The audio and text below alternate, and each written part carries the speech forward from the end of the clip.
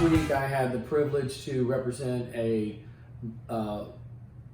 client who is taking some affirmative steps and getting out of a situation of family violence. And, you know, we call it a cycle of violence for a reason. And that's because generally the people who are in a family violence relationship are ashamed, afraid, don't know how to reboot their life, in probably a codependent type of situation where they absolutely need the abuser, not only financially, but for other reasons, psychologically, because they're under the control of that abusive person. Their children may be in danger and also being abused, and it's very difficult for them to see a way out. And more often than not, they stay, or they'll return to the abuser. And it's for these reasons it's called a cycle of violence, and among others. But the thing about it is there's a lot of resources out there to help those in need end this cycle of violence.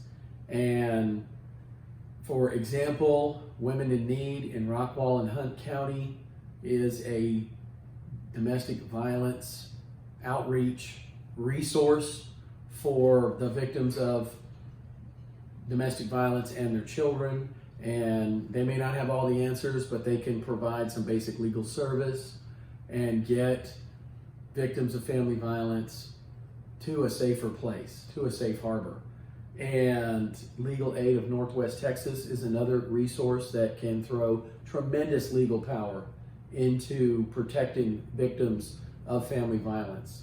And they have a phenomenal staff, James Esch, Jan Kearney, and others, and they have not an unlimited budget, but it is almost being up against any attorney general or U.S. attorney's office. They have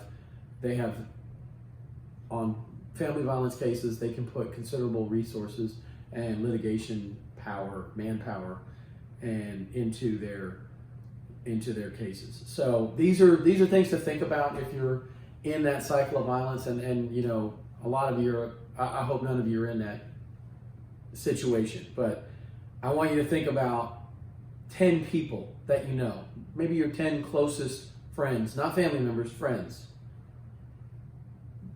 Statistically, one in that group of 10 is a victim of family violence and is silent about it. I have seen this in my own personal family. I've seen this with my own personal friendships. I had a very dear friend who for years and years and years was in what appeared on the outside to be a completely normal and healthy relationship. And at some point, that relationship broke.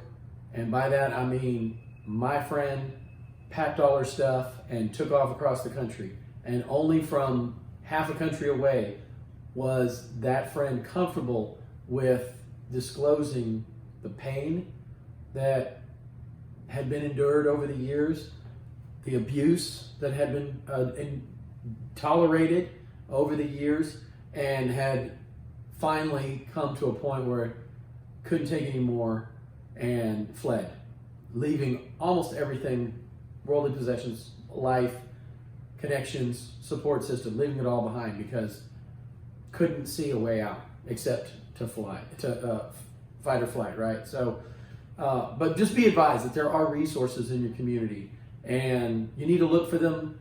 These people are trying to find you, and they're trying to give the hue and cry that they are there for you